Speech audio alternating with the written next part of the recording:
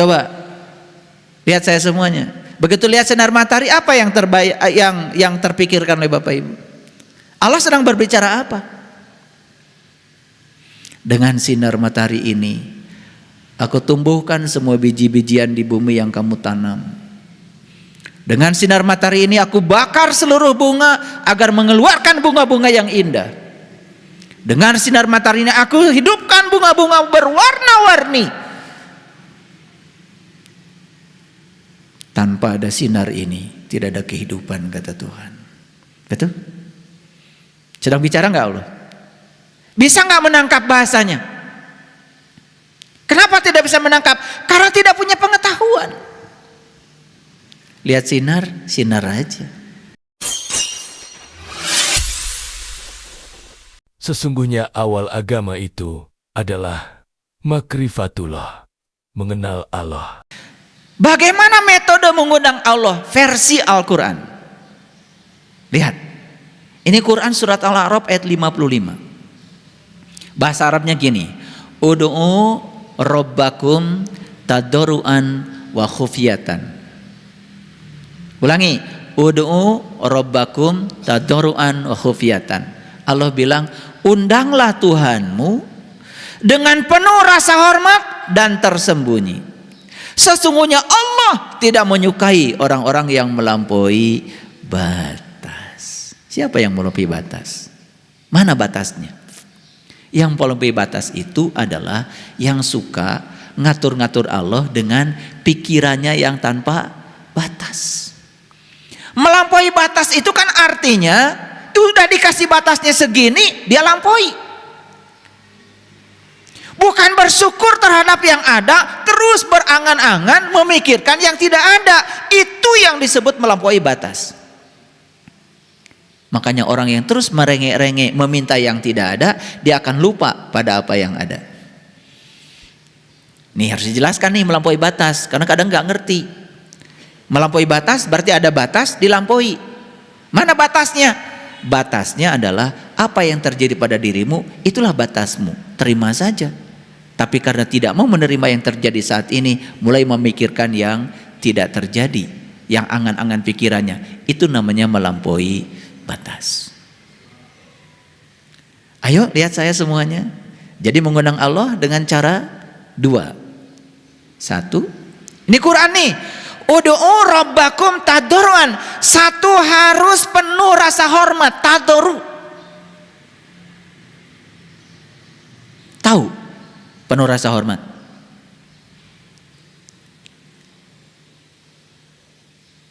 Tempatkan Allah pada tempat yang terhormat. Ketika kita mengatakan hasbi Allah, tadarru nggak itu? Tadarru nggak? Cukuplah Allah bagiku. Tadarru nggak? Tadarru banget. Berarti Allah dihargai kehadirannya. Allah dirasakan kehadirannya. Itu tadarru. Allah maha luas, minta yang luas. Kalau mau diartikan itu adalah sebagai suatu permintaan. Tetapi kan sesungguhnya kehadirannya saja sudah cukup.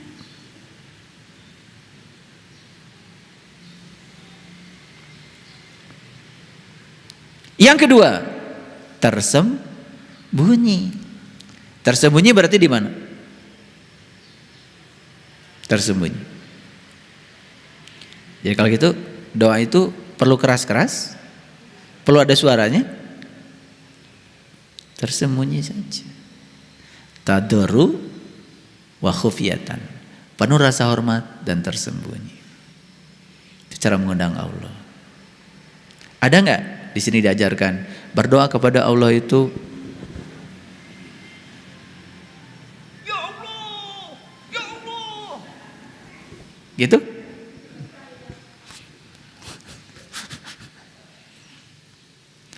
Itu kalau mau syuting begitu. Tapi Quran mengajarkan cara berdoa, cara mengundang Allah itu cuma dua aja, tadarru wa khufyatan.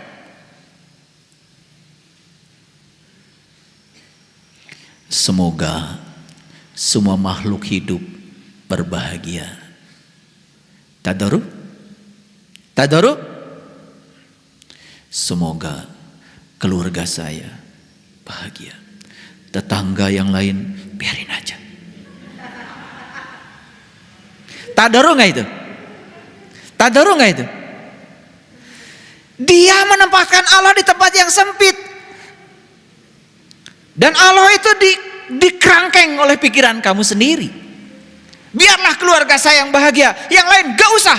Biarlah kelompok saya bahagia, kelompok lain gak usah. Suka gak ada doa begitu? Ada tuh.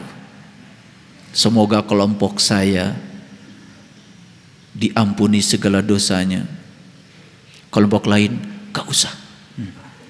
Tadarruk gak gitu? Itu tidak tadarruk, karena tidak menempatkan Allah sebagai yang maha luas. Kalau Allah ditempatkan sebagai yang maha luas, minta yang luas-luas, kalaupun mau ada permohonan. Walaupun itu kan sebetulnya ujung-ujungnya basa-basi juga. Coba, semoga semua makhluk hidup berbahagia. Semoga Allah mencintai seluruh ciptaannya. Kata Allah, emang gue pikirin? Emang saya harus disuruh-suruh sama kamu untuk mencintai ciptaanku?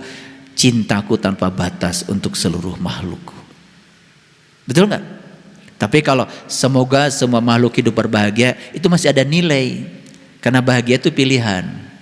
Allah sudah menyediakan berkah buat semuanya, tetapi bahagia pilihan. Nah, kita doakan semoga semua makhluk hidup berbahagia. Apalagi tambah semoga seluruh makhluk hidup, baik yang kelihatan maupun yang tidak kelihatan, di setiap ruang dan waktu, di semua tingkatan berbahagia. Keren doa itu. Itu yang kemudian orang tua kita berdoa dengan kata-kata Rahayu Sagung Dumadi. Jadi bangsa Nusantara dulu cara berdoanya begitu. Rahayu Sagung Dumadi. Semoga seluruh makhluk hidup berbahagia. Doa kalian gimana? Semoga kelompok saya berbahagia. Itu nggak tadarruk itu.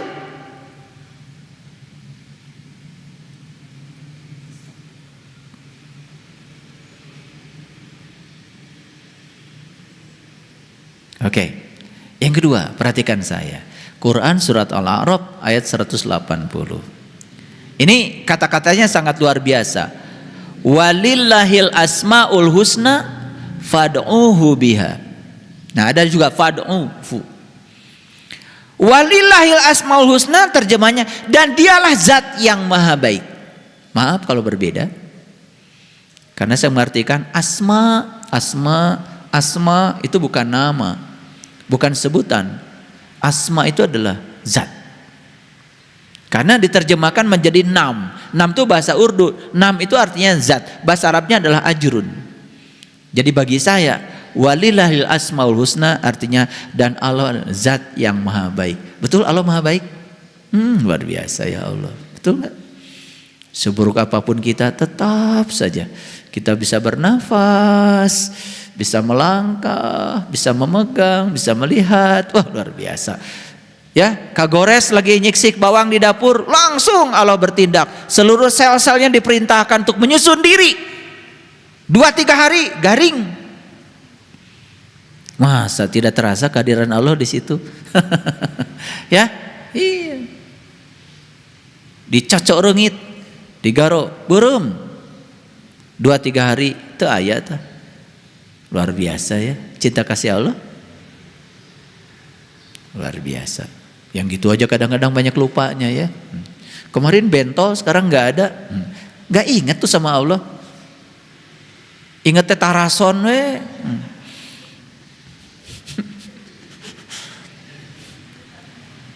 Ya. Itu jadi tidak ingat siapa yang menyembuhkan itu. Padahal hasbi Allah, kehadirannya sudah cukup. Lihat saya sekarang. Dan Allah zat yang maha baik, undanglah dia dengan kebaikannya. Jadi cara mengundang Allah itu dengan kebaikannya. Makanya Asmaul Husna ada 99. Coba yang pertama apa?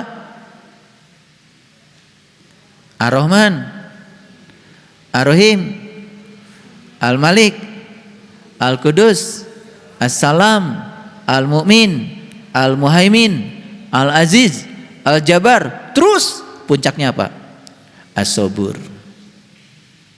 Apa maknanya? Ternyata sabar itu baru akan dicapai oleh seseorang kalau sudah melewati Ar-Rahman Ar-Rahim yang 98. Makanya di Quran dikatakan wasta'inu bisobri. Minta tolonglah dengan sabar. Jadi minta tolong itu bukan tolong Allah, bukan gitu. Sabar aja. Karena sabar itu sudah minta tolong. Oh, ini tingkatan tinggi. Jadi kalau gitu meminta tolong itu dengan satu kata atau dengan 99. Karena sabar itu nomor 99 tidak tercapai kalau tidak dimulai dengan Ar-Rahman Ar-Rahim Al-Malik Al-Qudus sampai As-Sabur.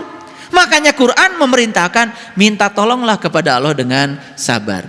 Jadi tidak ada di Quran dikatakan minta tolonglah kepada Allah dengan cara tolong Allah, nggak ada di Quran, nggak ada. Tapi wasta'inu bisobri, minta tolonglah kepada Allah dengan sabar. Udah sabar aja, itulah cara minta tolong yang tadoru.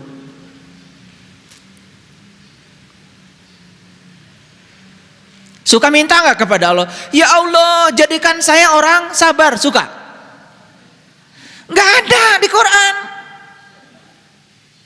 Cukup kamu jadi orang sabar saja. Itu minta tolong pada Allah.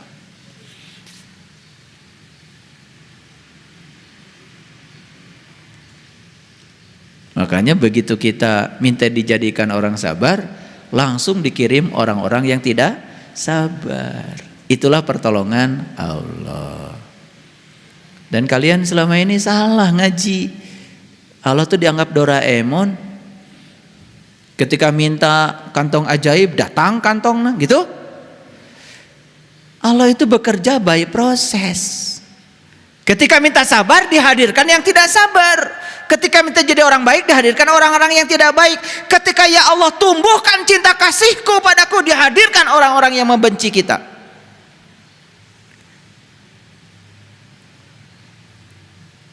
Tapi begitu mereka dihadirkan oleh Allah, diterima apa ditolak? Tah eta urang mah cenah yang sabar. Begitu ditulung ku Allah, dihadirkan yang tidak sabar. Yang tidak sabarnya ditolak, rek iraha sabarna. Paham? Nih, ada 3 ayat nih. Ini dasarnya. Baik, sekarang lihat saya semuanya.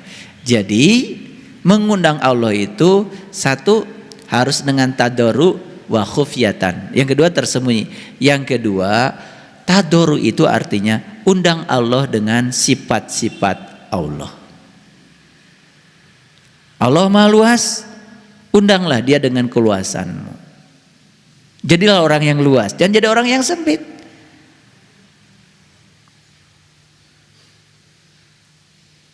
Gitu. Nah, makanya saya sering mengatakan, kalau doa itu dianggap sebagai suatu permintaan, sebetulnya apa yang kita pikirkan, apa yang kita ucapkan, apa yang kita lakukan berulang-ulang, itulah yang akan membangun realitas. Hati-hati dengan pikiran, hati-hati dengan perkataan, hati-hati dengan perbuatan. Kalau itu diulang-ulang, itu yang akan terjadi. Makanya saya sudah mengajarkan, mulai dari sekarang, berhenti membicarakan sesuatu yang kalian tidak suka. Berhenti membicarakan sesuatu yang kalian tidak suka. Karena kalau dibicarakan terus-menerus, yang tidak suka akan datang terus-menerus. Berhenti memikirkan yang kalian tidak suka. Karena yang tidak suka akan datang terus-menerus. Baik, agak naik sedikit sekarang. Kalau begitu apa sih yang diinginkan Allah dari kita? Yang diinginkan Allah ini, kita disuruh keluar rumah, menikmati hidup dengan penuh tanggung jawab. Disuruh bernyanyi kita itu, disuruh menari, disuruh berolahraga, disuruh mendengarkan musik, kalau bisa bermain musik, disuruh bersenang-senang di semesta ini terhadap semua karunia yang telah diberikan Allah kepada kita. Itu sebetulnya. Makanya Allah itu tidak mau kita jadi sulit dalam kehidupan ini. Tidak mau kita jadi sempit dalam kehidupan ini. Allah nggak mau kita jadi sedih dalam kehidupan ini. Ayo keluarlah dari rumahmu. Nikmati hidup. Nikmati hidup dengan segala berkahnya yang luar biasa ini.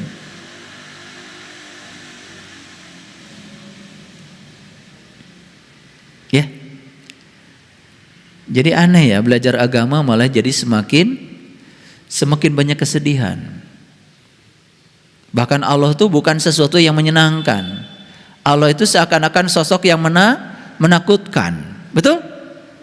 Bahkan Allah itu digambarkan sebagai sosok yang menakutkan, tukang menyiksa, mengazab, menciptakan neraka, membakarnya habis.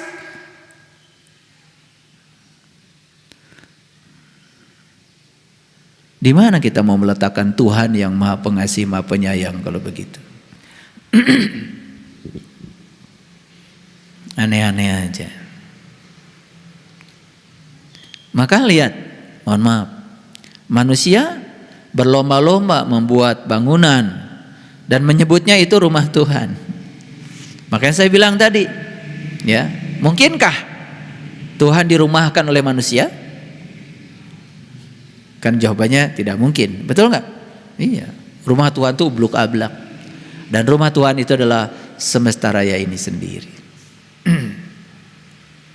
Jadi rumah Tuhan yang sebenarnya adalah semua ciptaannya.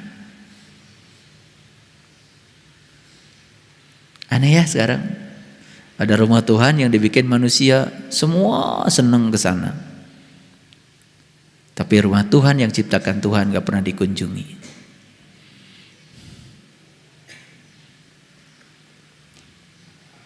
Aneh. Padahal mengunjungi rumah Tuhan yang ciptaan Tuhan gak perlu pakai ongkos.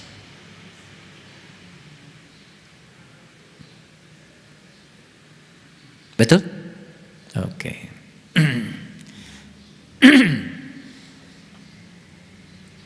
Inilah ayatnya. Kalau gitu mana rumah Tuhan yang sebenarnya? Surat Ali Imran ayat 96. Izin kalau saya memperbaiki terjemahannya supaya sesuai dengan yang ada dalam bahasa Arabnya. Bahasa Arabnya gini, inna awala baitin wudi'a. Wudi'a apa? Wudi'a itu wudu. Wudu itu berpisah. Sebenarnya terjemahnya gini, inna awala baitin, rumah awal yang aku bangun untuk berpisahnya manusia. Wudi alinas. Berpisah dengan siapa? Untuk berpisah dengan yang selain manusia.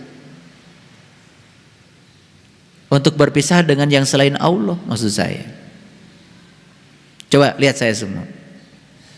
Kalau saya punya 2 tempat, 1 di sini, 2 di rumah. Kalau saya tidak ada di sini, pasti ada di rumah kan? Kalau saya tidak di rumah, saya ada di sini kan? Tempat saya kan cuma 2. Oke? Lihat saya sekarang. Kalau saya melekat tangan saya pada kursi ini, jelas dong, saya tidak bisa berpisah dengan kursi ini. Tapi kalau saya berpisah dengan kursi ini, saya tidak melekat. Kan keadaan cuma begitu. Kalau berpisah tidak melekat. Kalau melekat tidak berpisah. Oke, kita itu disuruh untuk menyatu dengan Allah. Bagaimana kita menyatu dengan Allah kalau belum berpisah dengan yang selain Allah? Maka Allah menciptakan rumah untuk kita berpisah dengan yang selain Allah. Itulah rumah awal yang Allah ciptakan. Di mana? Di sini. Begitu kita meniti ke dalam diri, berpisah nggak dengan yang di luar? Bisa nggak ngomongin orang? Bisa nggak mikirin keburukan orang? Nggak bisa. Itu namanya setannya dibelenggu. Itu namanya saum secara hakikat. Makanya begitu saum, setan dibelenggu. Karena kita berpisah. Walaupun beberapa detik saja. Fana kan? Menyatu dengan Allah berarti berpisah dengan yang selain Allah. Makanya wudi'a itu artinya berpisah. Inna awla baitin wudi'a linnas. Tapi banyak yang mengartikan wudi'a jadi tempat berkumpulnya manusia. Manusia dengan siapa? Manusia dengan manusia. Padahal yang paling penting adalah berkumpul manusia dengan Allah. Kalau manusia berkumpul dengan Allah, semua manusia berkumpul dengan Allah. Kan semua manusia menjadi hasbi Allah. Betul nggak? Merasakan kehadiran Allah. Dan setiap manusia merasakan kehadiran Allah, tidak ada lagi keterpisahan dengan Allah. Baik nggak semua manusia? Baik. Dan baiknya semua manusia bisa di mana saja. Kan ada orang baik itu lagi umroh baik, lagi tidak umroh kan tidak baik. Karena lagi umroh kan ada yang namanya ihram. Jangan berkata dusta. Kita lagi ihram. Nanti kalau sudah selesai, gak apa-apa.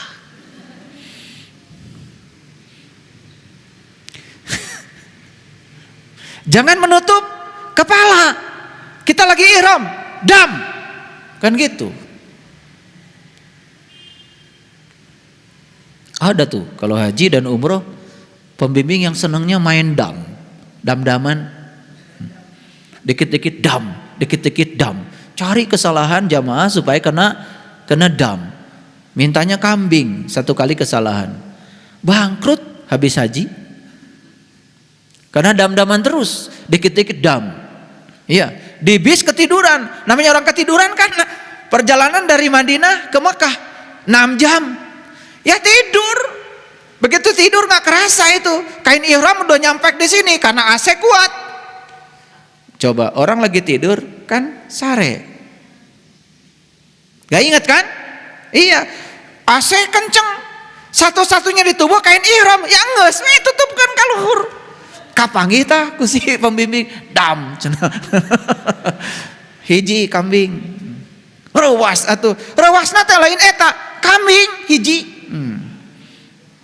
Betul? Karena nggak ngerti.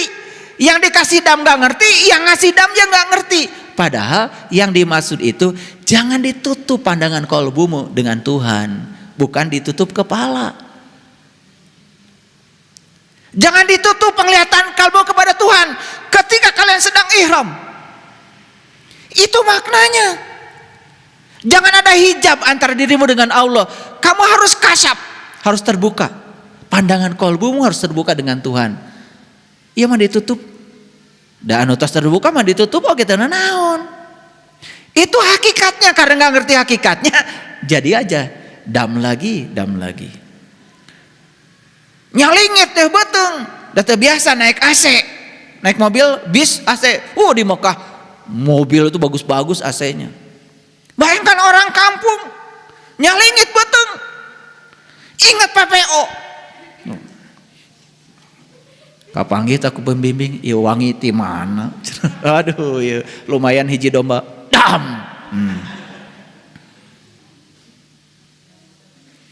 Karena esensinya nggak ngerti. Jadi murni semua itu adalah aspek fisik. Nggak ngerti. Kenapa muternya 7 kali? Kenapa harus dari Hajar Aswad? Kenapa lewat Multajam pintu Ka'bah? Kenapa lewat Makom Ibrahim Hijr Ismail? Kenapa lewat Rukun Yaman? Gak ngerti hakikatnya. Inilah kalau tidak ada pengetahuan. Makanya kebenaran itu 5 dasarnya. 1 pengetahuan. Yang kedua cinta. Yang ketiga keadilan. Yang keempat pengabdian. Dan yang kelima adalah kesabaran. Baru kebenaran akan tegak. Makanya dikatakan 5 dasar kebenaran. 1 pengetahuan. Gak ada pengetahuan, gak ada kebenaran.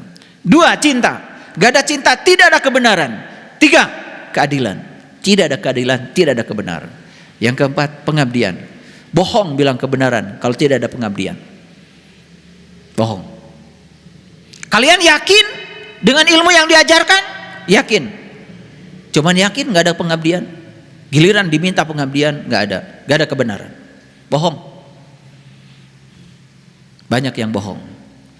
Giliran sudah mulai pengabdian, hilang.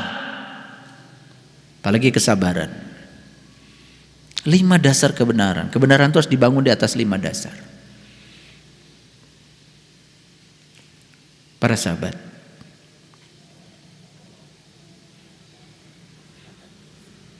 jadi rumah awal yang ciptakan Allah untuk berpisahnya manusia. Berpisah dengan apa? Nih, berpisah dengan ini. Gimana caranya? Meniti ke dalam diri. Begitu kita meniti ke dalam diri, mengasingkan diri ke dalam, betul nggak kita berpisah? Di mana kita berpisah? Di sini. Ada apa di situ? Tempat tersembunyi yang diberkahi. Betul? Betul? Begitu meniti ke dalam diri, init bari cicing milang pah tengah lengkah. Berpisah dengan yang di luar, apa yang terjadi? Kita menuju Bakah al-Mubarakah, tempat tersembunyi yang diberkahi. Betul diberkahi di situ? Luar biasa. Yang ada cuma hangat-hangat air mata di situ. Caang baranang. Bubuy bulan. Bubuy bulan sangrai bentang. Panon poe di sasate.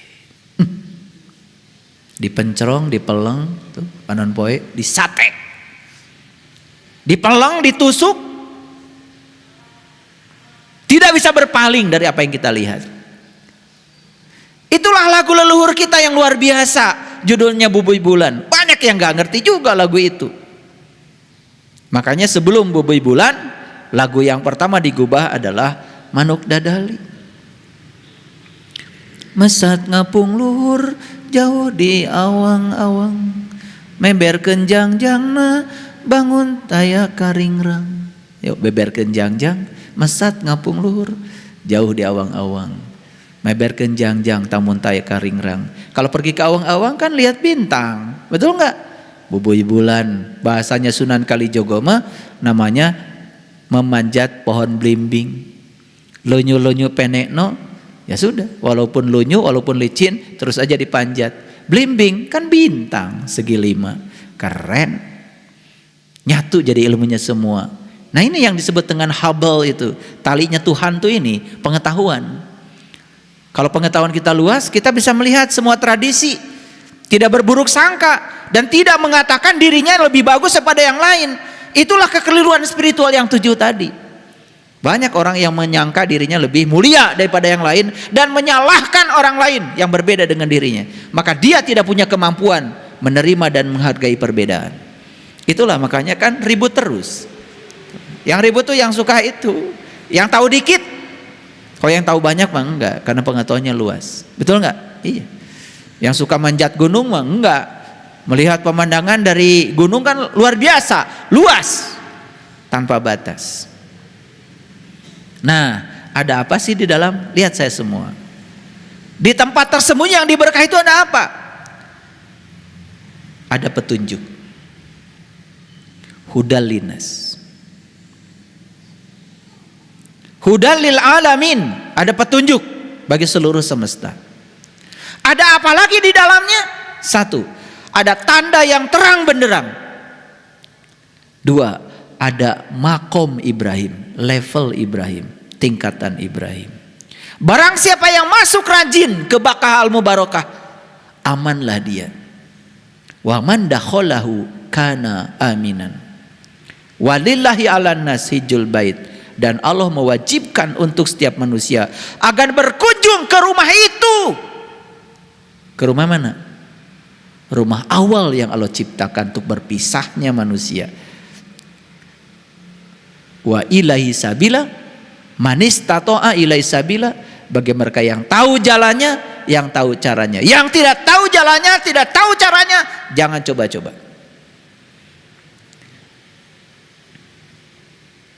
Gitu. Begitu tahu jalannya, tahu kendaraannya, langsung tegar.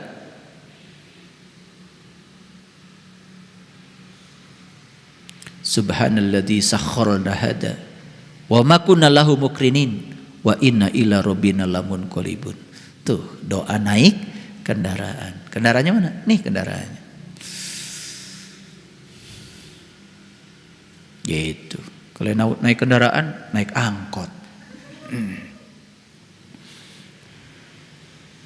Subhanalladzi sakhkhara hada wa ma kunna lahu muqrinin wa inna ila rabbina lamunqalibun. Terima kasih Tuhan sudah mengajarkan bagaimana cara menggunakan kendaraan hebat ini agar aku bisa kembali kepadamu. Wa inna ila rabbina lamunqalibun. Gitu. Hafal ya doa itu? Hafal pasti kalian. Apalagi kalau lagi umroh, lagi haji, hafal banget. Di Indonesia nggak pernah naik mobil baca itu. Kalau di Mekah langsung pakai kacamata hitam, pakai peci, oh luar biasa. Semua udah gaya lah. Dipimpin. Mari kita berdoa dulu. Di Indonesia matara, maca eta teh. Astagfirullahaladzim, astagfirullahaladzim, astagfirullahaladzim. Allahumma, wah gitu.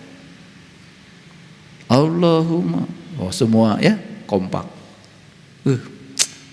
Sedang jadi turis. Nah, ketika kita mengartikan doa itu sebagai permintaan dan kita kemudian seakan-akan boleh mengatur-ngatur Tuhan, mengajari Tuhan supaya Tuhan diajari cara yang terbaik menunaikan tugasnya dan supaya Tuhan mengikuti segala keinginan kita. Bayangkan, semrawut nggak kehidupan ini? Bayangkan kalau semua permintaan dipenuhi, semrawut nggak? Semrawut nggak? Semrawut. Coba kalau semua permintaan manusia ingin jadi orang kaya dipenuhi Tuhan saat ini, semrawut nggak dunia? Semrawut.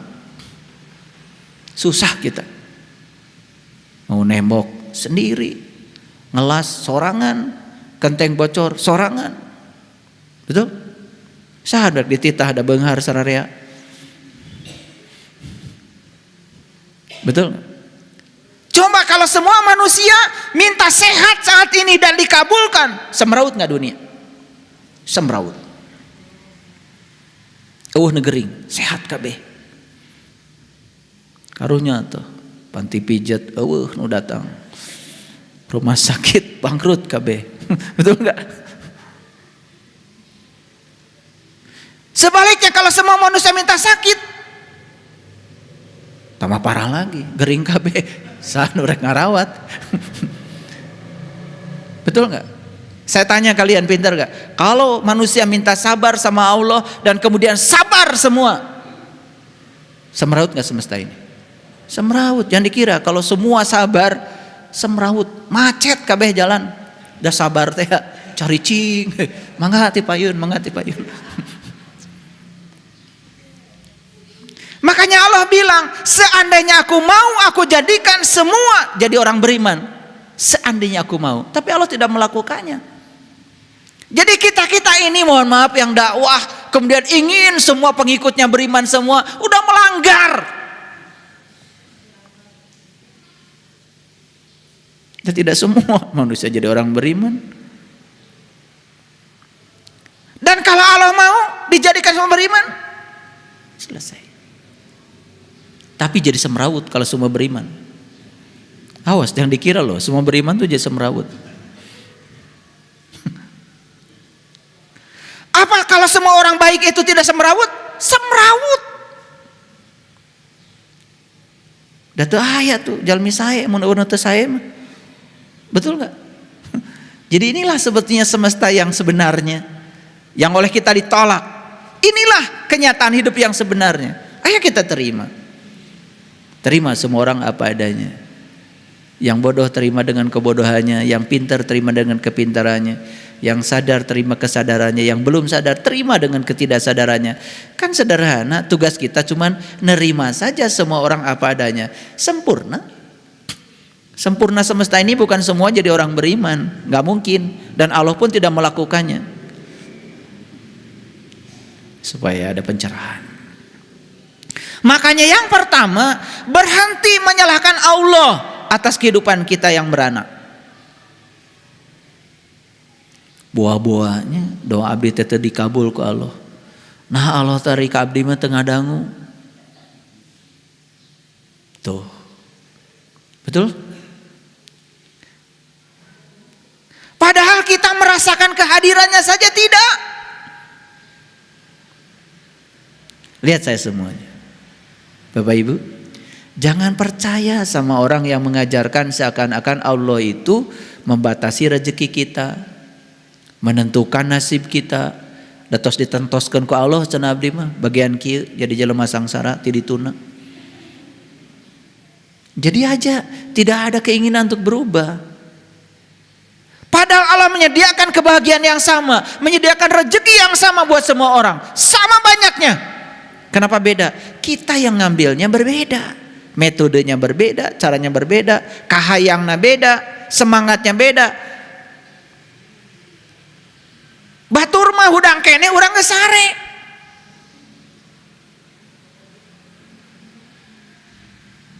Batur mah hudang kene urang geus sare. Batur mah geus hudang urang sare kene.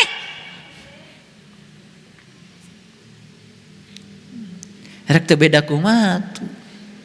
Batur mah geus mandi subuh teh. Ieu mah kakara mandi mun diajak. Kang Dadan. Ayo Ke Pak ibakeula tinggalkeun we. Enak aja kudu nungguan jelema mandi. Udah hilang tar rezeki. Betul enggak? Makanya orang tua saya mah dulu ngajarin sederhana kalau ngajarin sama saya. Marane lamun isuk-isuknya mandi. Sanajan moal ka mana-mana mandi. Mun diajak batur resep nu ngajakna. Makanya pagi-pagi sanajan teu ka mana-mana saya mah mandi we. Kayak ngaji teh mandi teh jam 8 kurang saparapat. Da pengajian lagi jam 8. Nah mana hese sih mandi isuk-isuk. Ulangi, berhenti menyalahkan Tuhan atas kehidupan yang beranak. Karena semua kehidupan yang terjadi kita yang mengundangnya. 2, perhatikan. Allah tidak pernah menyalahkan kita dan tidak pernah menganggap kita sebagai orang-orang yang penuh dosa. Kenapa? Karena Allah Maha Pengampun. Allah Maha Pengampun. Tidak tersinggungan, tidak gila hormat, tidak ternoda oleh kesalahan-kesalahan kita. Makanya Allah tidak pernah menganggap kita ini sebagai orang yang berdosa. Berapapun banyaknya dosa kita, kata Allah, kalau kamu mau balik kepadaku, gak masalah. Hari ini orang suci mungkin dia punya masa lalu. Hari ini orang jahat mungkin masih punya masa depan. Jangan suka menilai orang. Karunyanya jahat belum tentu. Siapa tahu 2-3 hari yang akan datang dia jadi orang baik. Hari ini orang jahat, besok lusa mungkin jadi orang baik. Hari ini orang suci mungkin juga punya masa lalu, pernah jahat.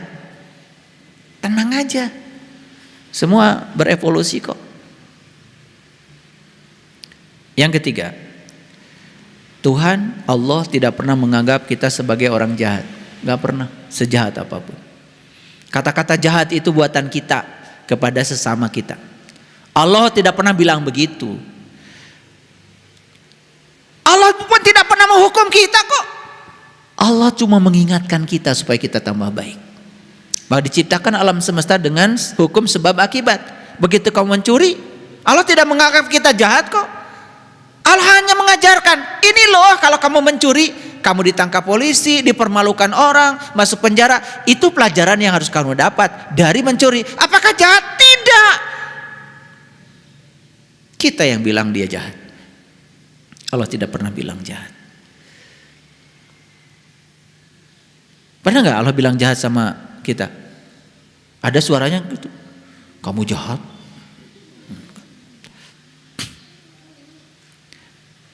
Semua yang kita pilih Dari semua pilihan kita ada akibat yang harus kita tanggung. Itu saja yang diajarkan Allah. Bahkan bisa jadi ketika orang itu melakukan dalam tanda kutip yang disebut dengan kejahatan oleh manusia, siapa tahu ada titik balik menemukan kesadaran. Betul nggak? Bagi Allah mah nggak apa-apa kok, baik-baik aja. Kita aja yang riweuh. Nah itu diajar ngaji teh masih eueuh pake eueuh keneh. Hayo we mikiran kesalahan batur.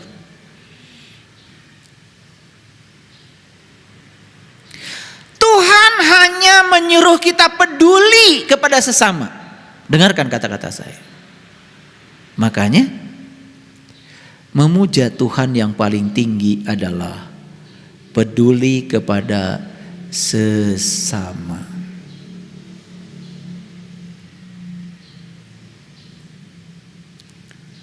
Apakah Allah menanamkan kepercayaan tertentu pada kita?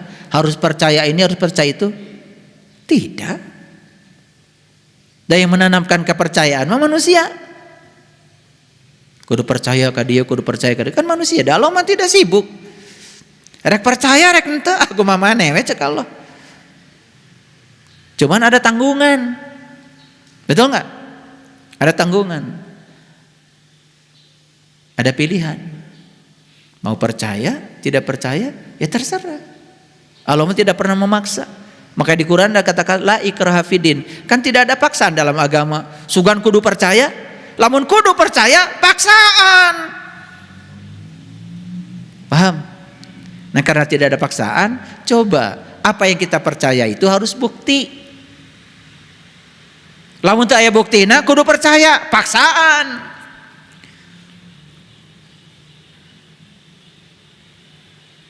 Banyak gak buku yang ditulis atas nama Allah? Banyak? Bisa gak kita menemukan Allah di buku itu? Padahal buku itu sama sekali kata Allah tidak ada kaitannya dengan aku. Itu mah cerita kamu aja tentang Tuhan. Gak tahu Tuhan yang kamu ceritakan yang mana. Semua persepsi kamu kok. Kamu juga gak kenal sama aku. Kita ini kan sering terjebak pergi ke toko buku, yang penting ada buku judulnya apa, ada cerita Allahnya lah di situ. Berdasarkan si pengarangnya. Si pengarangnya pun sebetulnya menyebut Allah, dia juga kata orang. Dia juga tidak tahu dan tidak kenal kepada Allah. Banyak kayak buku kayak gitu.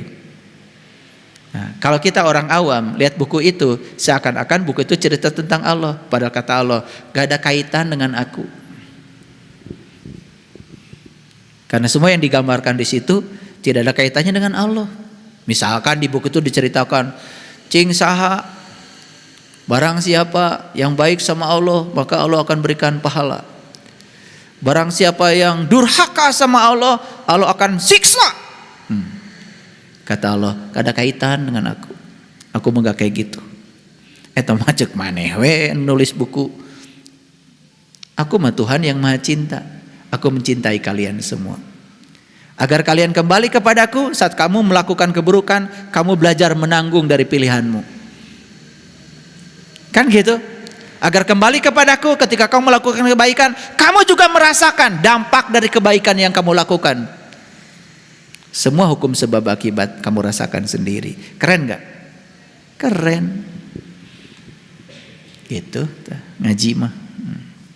Kenulah. Rada panjang sedikit ngajinya. Jadi kalau kita ingin mendengar perkataan Allah di mana? Sederhana kok. Lihat perkataannya dalam sinar matahari pagi yang indah. Nih, lihat di luar. Sinar matahari indah gak di luar? Sedang apa Allah?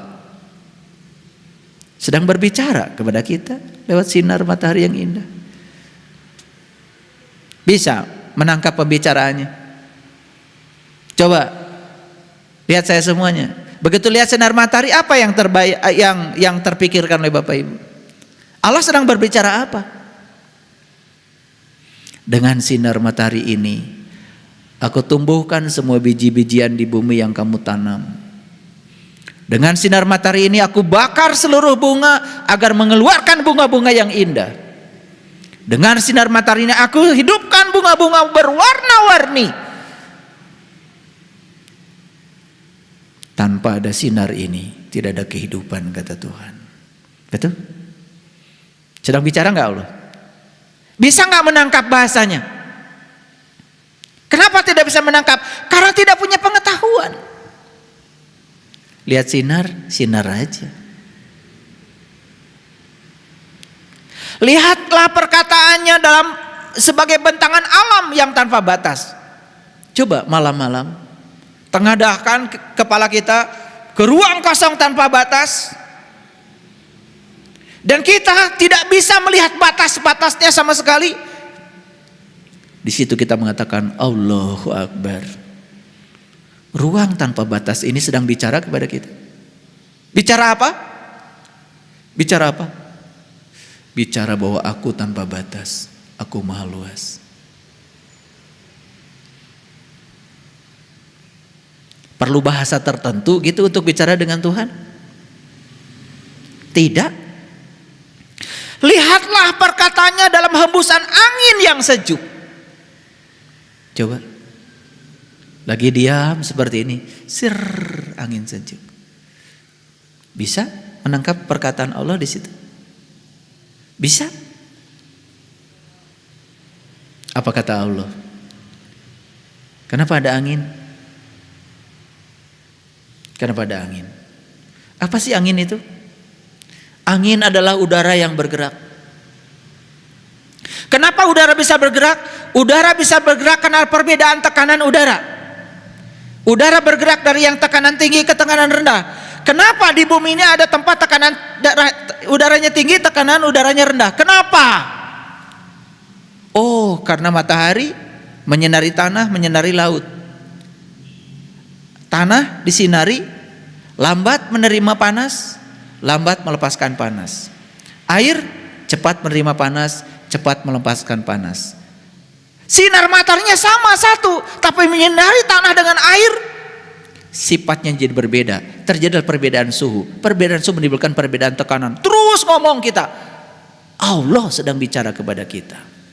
Jadi dari semilir angin saja kita bisa lihat bagaimana af'alnya Allah luar biasa.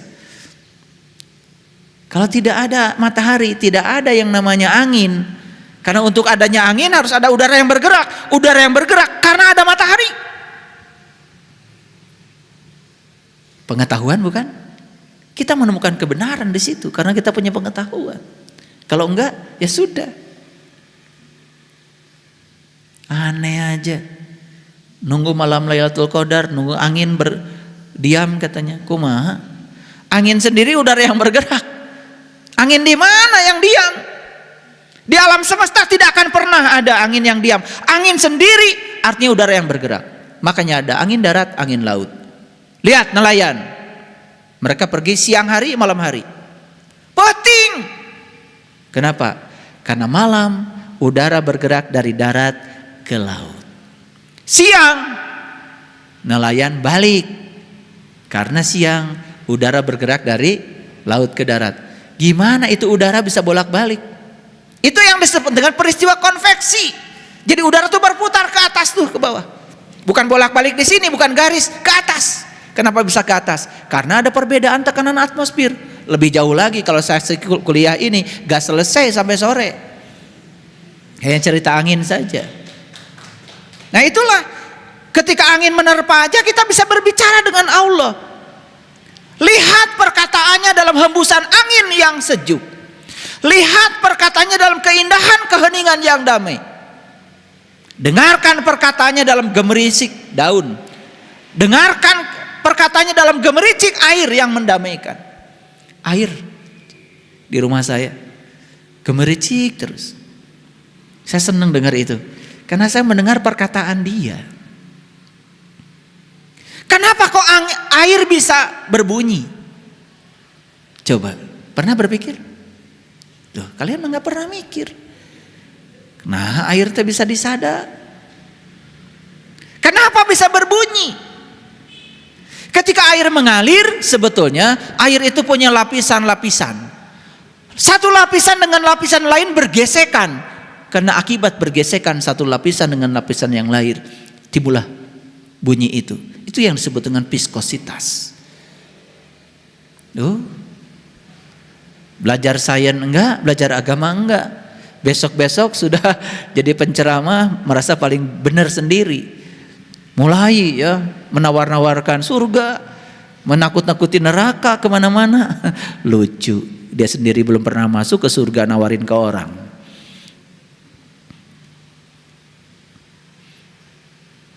Tuh, yang kayak gitu kan banyak ya yang suka. Lihatlah perkataannya dalam cahaya mata teman-teman kita. Ayo lihat saya semuanya. Begitu ketemu teman kita, bisa nggak melihat perkataan dari cahaya yang terpancar dari teman kita itu?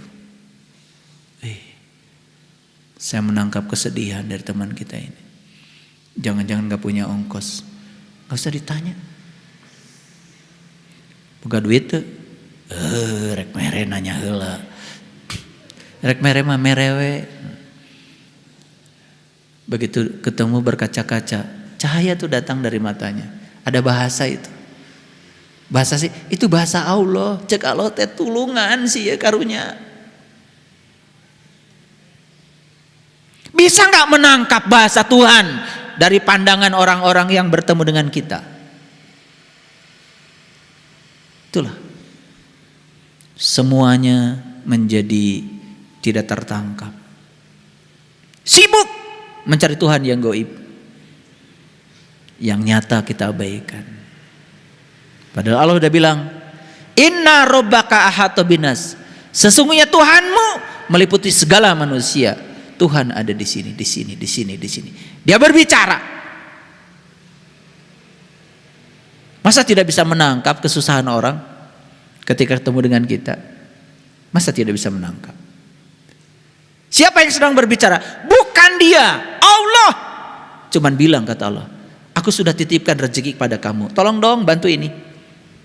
Begitu kita bantu dia, itulah memuja Allah yang sebenarnya.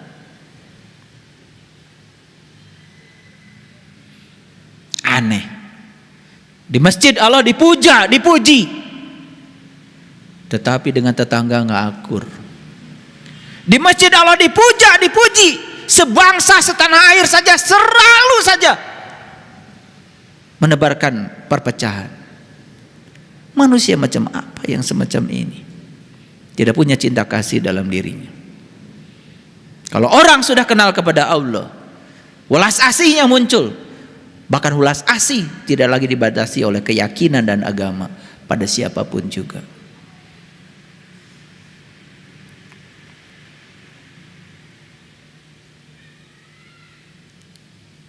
Coba lihat anak-anak kita, ajak ngobrol sekali-kali, tatap matanya. Allah akan berbicara lewat matanya anak kita. Mungkin saja anak-anak kita saking hormatnya kepada kita, ada sesuatu tak terkatakan, tetapi bahasa mata di dalam dirinya bisa kita tangkap. Betul? Masa? Udah lama kita punya anak gak kenal-kenal sama anak kita. Udah lama kita punya pasangan hidup gak kenal-kenal sama pasangan hidup kita. Pengennya apa masa tidak tertangkap? Kan pesannya sederhana, karena kita harus peduli pada mereka. Sekali lagi para sahabat, Tuhan Allah tidak akan pernah ditemukan di buku tentang Allah. Kalian pergi ke toko buku mencari buku tentang Tuhan, dan kalian mengatakan mencari Tuhan. Tuhan yang dicari ada pada seorang pencari. Kita pergi ke toko buku mencari buku tentang Tuhan. Tuhan sendiri ada pada diri kita yang mencari. Tidak ada di buku itu. Dibaca berlembar-lembar. Kamu hanya mendapatkan informasi tentang Tuhan hanya berdasarkan persepsi si penulis buku itu. Tuhan tidak bisa diterangkan, Tuhan tidak bisa dijelaskan. Tuhan hanya bisa ditemui dan dirasakan oleh mereka yang tahu ilmunya, tahu caranya. Walillahi al-nasihijul bait.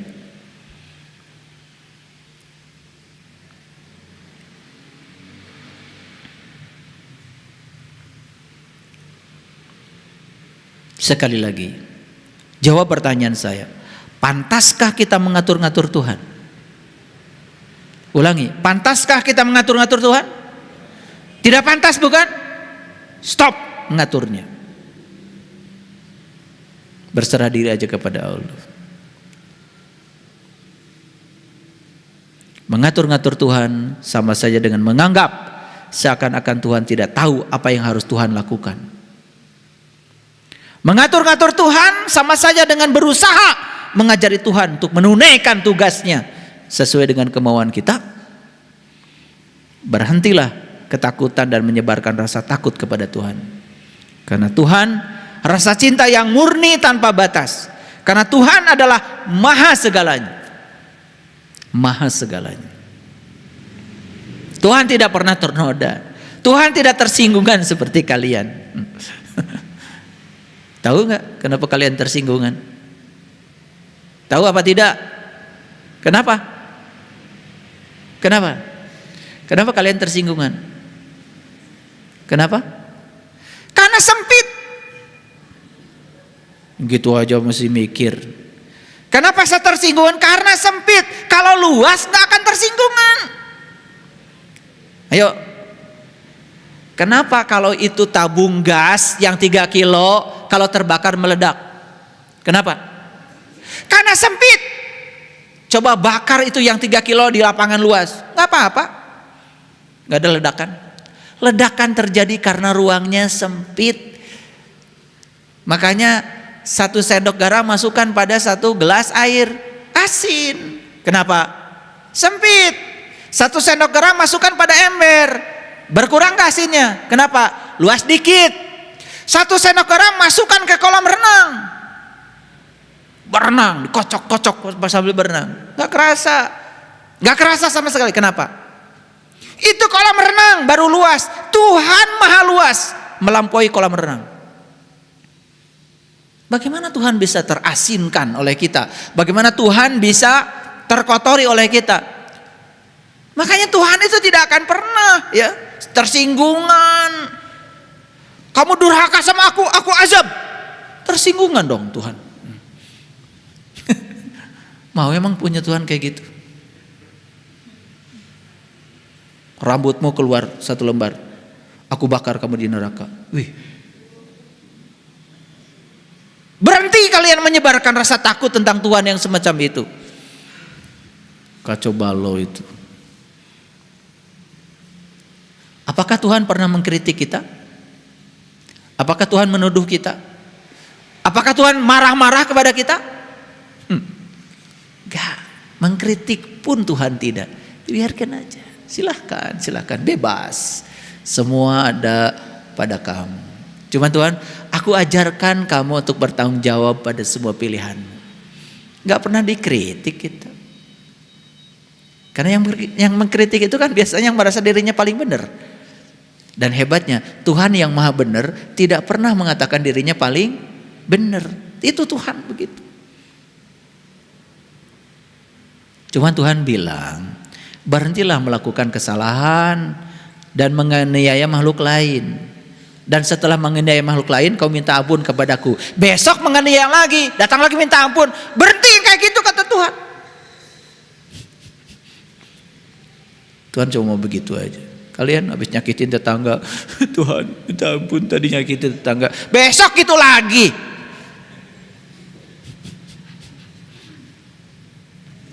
Tuhan hanya pengen begitu aja kok. Berhenti kamu melakukan kesalahan, menganiaya makhluk lain, nyakitin orang lain, berhenti. Peduli ada pada orang lain. Kalau kamu membahagiakan makhluk lain, kamu membahagiakan aku. Kan sering saya ulang-ulang hadis kutsinya kan. Nabi Musa kan ditegur sama Tuhan. Kenapa Musa ketika aku sakit tidak menjenguk aku?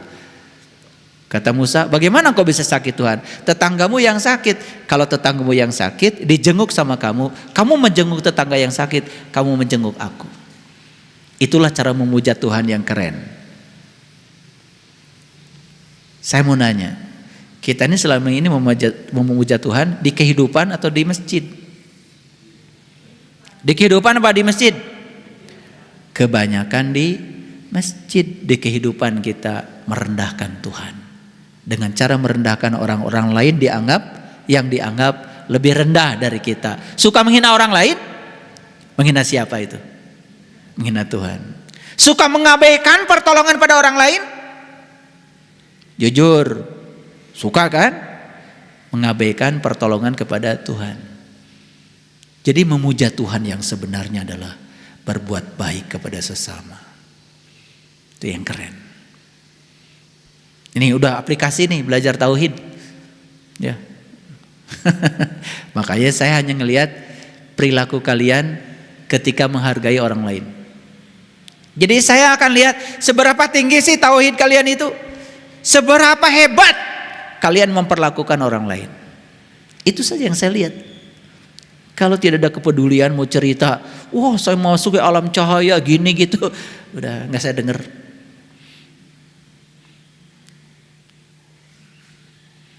Menyumbang aja ngitungnya setengah mati.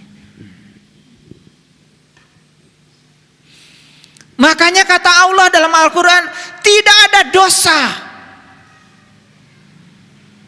kecuali mengkhianati Tuhan. Maka diabadikan dalam Quran surat An-Nisa ayat 48. An-Nisa 116. Innallaha la yaghfiru ayyushraka bih wa yaghfiru ma duna dzalika liman yasha. Segala dosa sudah aku ampunkan kecuali satu, mengkhianatiku. Siapa yang mengkhianati Tuhan? Mengkhianati Tuhan itu bukan menginjak-injak kitab sucinya. Mengkhianati Tuhan itu kamu ragu aja akan hari esok, itu sudah mengkhianati Tuhan. Kamu ragu saja akan hari esokmu, cemas akan hari esokmu, itu sudah berkhianat kepada Tuhan. Itu sudah menghinakan Tuhan. Seakan-akan Tuhan itu mengabaikan kamu, seakan-akan Tuhan itu mengabaikan segala kebutuhanmu. Tidak. Bahkan saat ada masalah datang kepada kita, beliau itu mendampingi kita, menjadi tutor yang hebat bagi kita, dan tidak pernah membiarkan kita. Dan cara beliau menjadi tutor, bisa saya dihadirkan orang-orang yang menjadi kepanjangan tangannya untuk membimbing kita.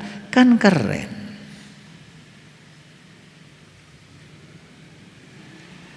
Apakah mungkin Tuhan menciptakan tempat untuk membakar semua ciptaannya yang sangat dicintainya? Jawab.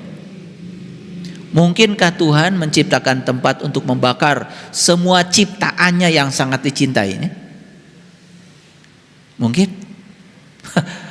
Tuhan macam apa yang kayak gitu? Bagaimana Tuhan yang Maha Pengasih dan Maha Penyayang menciptakan tempat untuk membakar seluruh ciptaannya yang dicintainya? Kita ada di sini itu atas nama cintanya Tuhan. Karena cintanya kita ada di sini. Bagaimana Tuhan kemudian membakar kita di tempat itu? Paham? Oleh karena itu maka saya sering ulang-ulang, neraka itu ciptaan kita sendiri.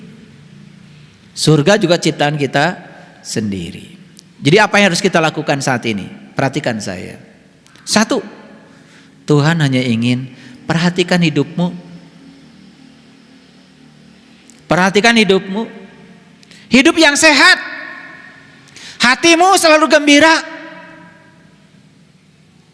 Istirahat yang cukup. Gak disuruh macam-macam sama Tuhan. Istirahatkan terus pikiranmu. Diet yang seimbang, makan yang sehat, tong segala di dahar.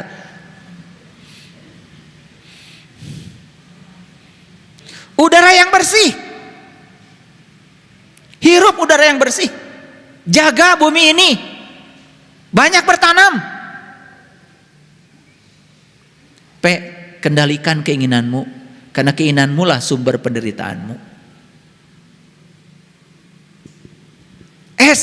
Sinar matahari yang cukup. Hudang atau hudang.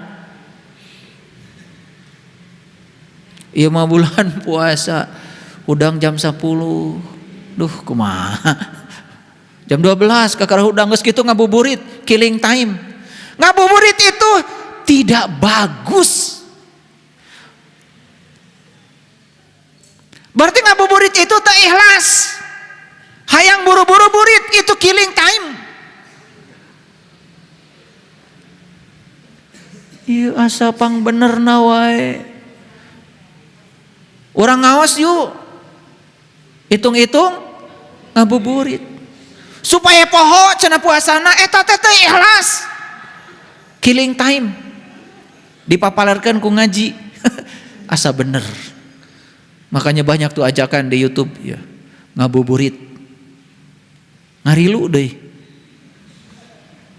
Itu membunuh waktu. Tidak usah bunuh waktu. Waktu itu berharga. Lakukan yang berguna dengan waktumu. Aduh, kumaha ieu teh nya? Ti tahun ka tahun teh atau peningkatan nu ningkat dengan macet tungkul.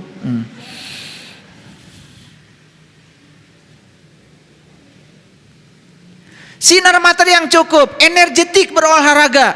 Olahraga tidak mesti lari, tidak mesti ngabedahkeun balong, ngosokan WC, mersihan ramat lancah, olahraga, cicing wae. Ieu mah nilepan simut ge aduh, mani babalatak. Duh. Hayang nyiwit kana puasa kita. Mun deket diciwit.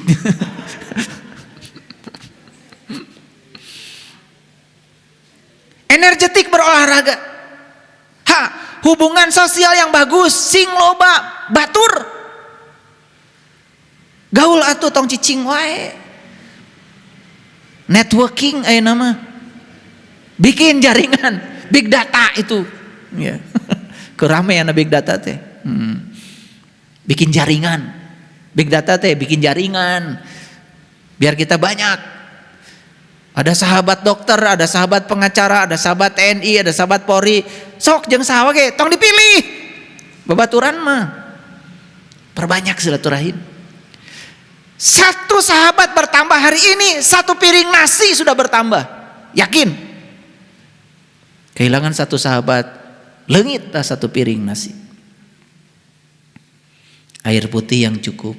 Tidak ada yang lebih sehat tinu cai. Kalau dia menawarkan, wah ini, wah ramuan ini ramuan pohong, nu sehat mah cai bodas. Sebetulnya Bapak Ibu, kalau kita banyak minum sehat. Teu kudu nginum nanaon, suplemen ini teu kudu. 75% tubuh kita terisi enggak oleh air? Gitu aja tanya. Karena alam semesta ini 75% air. Lamun kaisi awak urang 75% sehat. Percaya deh sama saya. Moal geringan. Nih nanti saya lihat ya, 30 hari setelah kalian melaksanakan saum saya lihat. Cekas enggak? Kuasa tambah rumek we. Beteng tambah gede. Kumaha? Ada yang salah tuh.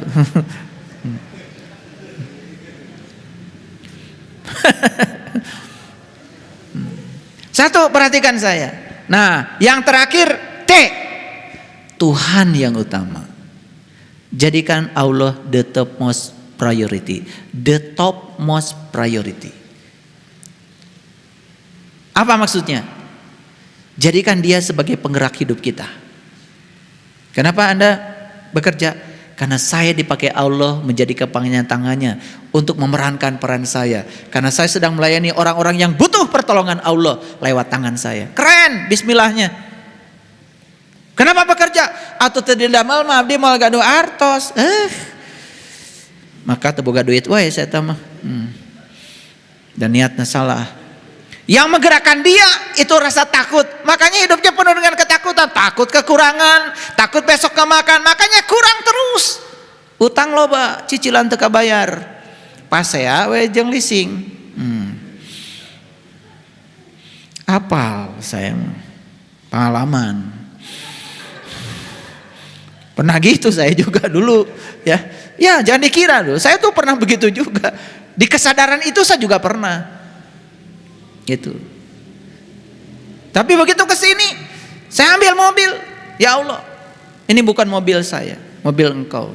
Saya hanya guna pakai saja sepanjang saya hidup. Karena mobilmu, tolong ya Allah, Engkau yang bayar. Ntar di pikiran. Makanya kemarin tahu-tahu ada telepon dari Toyota. Bapak katanya, stop. Kenapa stop apa? Gas lunas. Aduh, hilang. Sampai diingatkan sama Toyota kalau udah lunas, canak BPKB gitu. Karena Allah yang bayar. Gitu. Ini jangan dianggap sepele omongan saya, itu pengalaman ya. Gitu. Kalau kalian nyicil nggak kebayar, salah ijab kabulnya. Salah. Nyicil motor wae pas saya jeung leasing, salah. Lihat saya, perhatikan hidup kita, hidup sehat. 2, dengarkan bisikan nurani kita. Itu ya hanya dikenal oleh Allah. Itu saja, itu agama yang sebenarnya. Kenapa? Lewat hidup dan nurani itulah Tuhan memberi petunjuk kepada kita. Cara Tuhan ngasih petunjuk lewat hidup dan nurani. Sok semua dalam kehidupan kita tuh petunjuk dah sebetulnya. Semua peristiwa, orang, apapun yang dipertemukan dengan hidup kita, petunjuk. Yang ketiga, Tuhan mengatakan kepada kita, hidup bukan ujian, hidup bukan drama, hidup bukan jalan setapak, dan hidup ini bukan awal agar kamu masuk surga. Karena hidup ini adalah surga itu sendiri, tergantung kesadaran. Sekali lagi, hidup bukanlah awal supaya kamu masuk surga. Kan banyak terus ya dalam hidup ini berbuat baik supaya nanti dapat surga, berbuat padahal orang teh geus di surga. Nanti sadar teh apa kurang rahmatnya Allah pada kita? Luar biasa. Seluruh sel dalam tubuh kita 100 triliun diurus hiji-hiji ku Allah. Iya, makanya saya bilang orang yang terus berpatokan ke masa depan akan melupakan hari ini. Makanya di Quran kan dikatakan surga itu adalah tempat di mana kita masih ada langit dan bumi. Oke.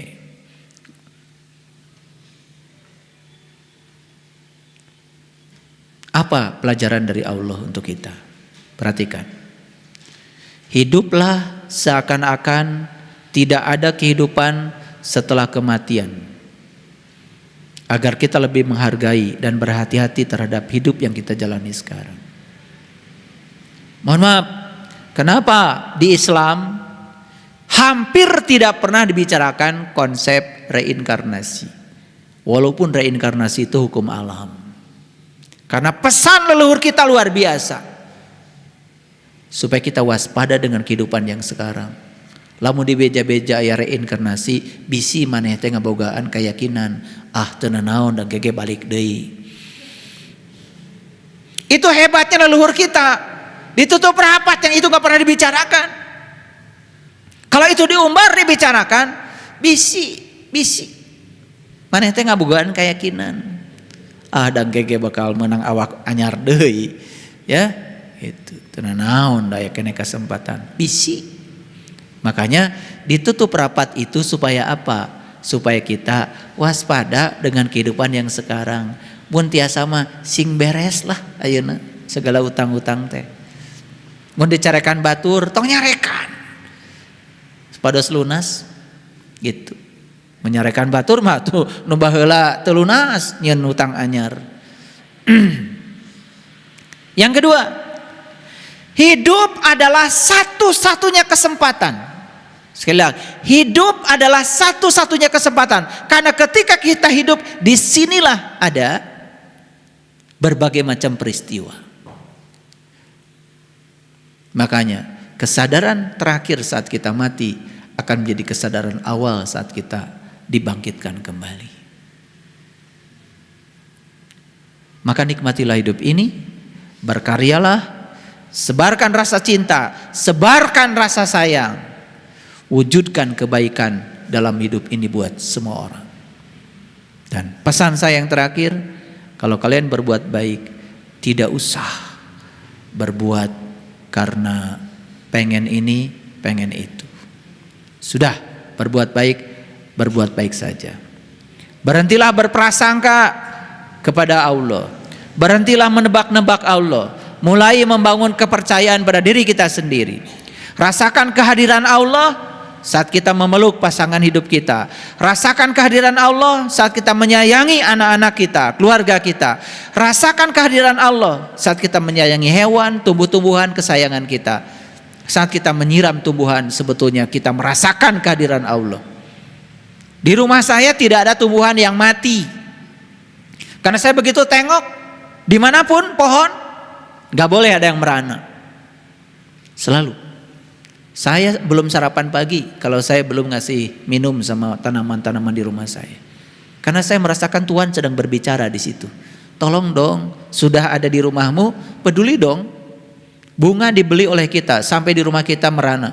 Bukan salah bunga, gak ada kasih sayang. Kita tidak bisa membaca cinta kasih Tuhan yang diberikan kepada kita. Para sahabat, itulah cara memuja Tuhan yang sebenarnya. Cara memuja Allah yang sebenarnya adalah dengan peduli kepada sesama, termasuk peduli kepada tanaman, makhluk hidup, apalagi sesama manusia.